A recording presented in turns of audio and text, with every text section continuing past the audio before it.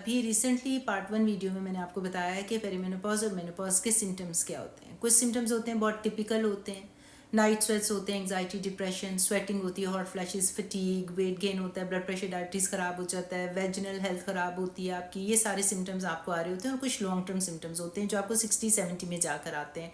Bone fractures, heart disease, cancer वगैरह, नी replacements, memory loss, ये सारे लॉन्ग टर्म सिम्टम्स होते हैं। शॉर्ट टर्म और जो लॉन्ग टर्म आपको सिम्टम्स आ रहे होते हैं उनको कैसे ट्रीट करना है उसके ऊपर पूरी एक ट्रीटमेंट की वीडियो मैं बनाऊंगी। आज की वीडियो में मैं आपसे डिस्कस करूंगी पहली बात कि जब आपको ये पेरीमेनोपॉज मेनोपॉज होता है तो उसको डायग्नोज कैसे करना है। आपके सिम्टम्स यानी कि जो आपके अलामात आ रही होती हैं और हिस्ट्री जो होती है उसके ऊपर डायग्नोसिस होता है। डॉक्टर आपको बताता है कि आपको पेरीमेनोपॉज है या नहीं है। कोई डायग्नोस्टिक टेस्ट, कोई खास ब्लड टेस्ट ऐसा नहीं है, लेकिन as a BHRT specialist, hormone specialist, मैं ब्लड टेस्ट करवाती हूँ। अगर कोई पेशेंट मुझे आके कहता है जी इतना कॉम्प्रिहेंसिव ब्लड वर्क हम नहीं करवाना चाहते, तो बेसिक ब्लड वर्क तो मैं ज़रूर करवा लेती हूँ। उसकी ख़ास वजह है क्योंकि पेरीमेनोपॉज का ट्रीटमेंट जो होता है वो बहुत डिफरेंट होता है देन मेनोपॉज।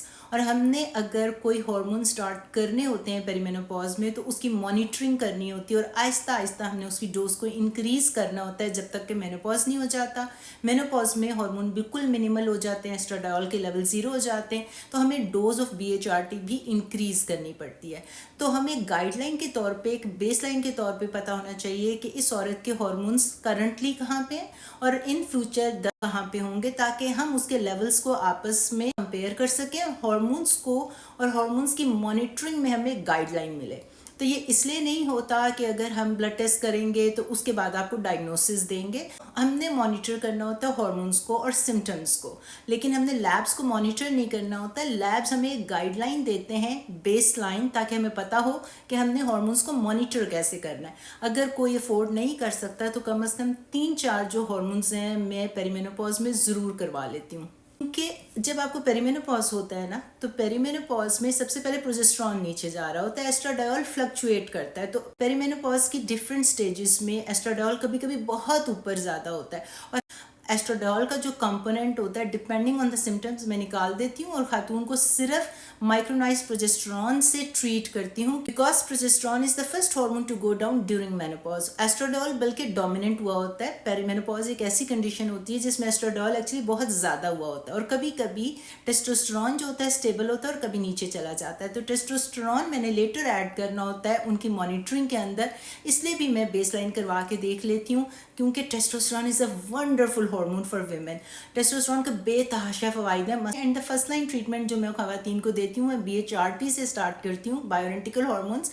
उसके बाद डोज को मॉनिटर करके देखते हैं कि हमने लेटर कौन सी स्टेज में कौन सा हार्मोन ऐड करना है। जब पूरे साल के लिए पीरियड खत्म हो जाते हैं तो हम कहते हैं ऑफिशियली औरत को मेनोपॉज हो गया, और उस टाइम पे जो होता है उसके हार्मोन्स बहुत स्टेबल हो गए होते हैं। स्टेबल मतलब इन नेगेटिव वे, यानी कि एस्ट्राडायोल बहुत मिनिमल हो गया होता है, FSH के लेवल बहुत हाई हो गए होते हैं। उस टाइम पे आप ये दो हार्मोन्स करके अगर 25 या 30 का बेस लाइन होता है depending on the lab you are using कि आपको मेनोपॉज हुआ है या नहीं, तो ये वाले ब्लड वर्क करा के डॉक्टर आपको बता सकता है कि आप कंप्लीटली ऑफिशियली मेनोपॉज में चले गए हो।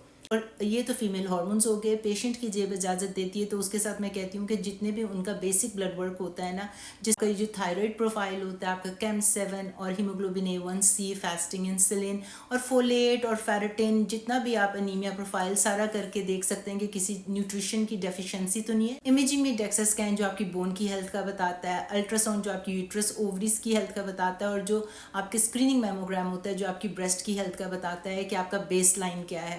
तो ये सारी चीज़ें जो होती हैं वो इंडिविजुअलाइज करके मैं पेशेंट के साथ बैठ के कि उनकी पॉकेट कितनी इजाज़त देती है और हमने कितना कॉम्प्रिहेंसिव होना है या कितना लिमिटेड होना है। कंसल्टेशन के बाद जो आपका डॉक्टर है आपको इंडिविजुअलाइज्ड ट्रीटमेंट देगा, वो आपकी वो अंडरस्टैंडिंग आपके और आपके डॉक्टर के दरमियान होगी। अगली वीडियो में मैं डिस्कस करूंगी treatment of perimenopause and menopause.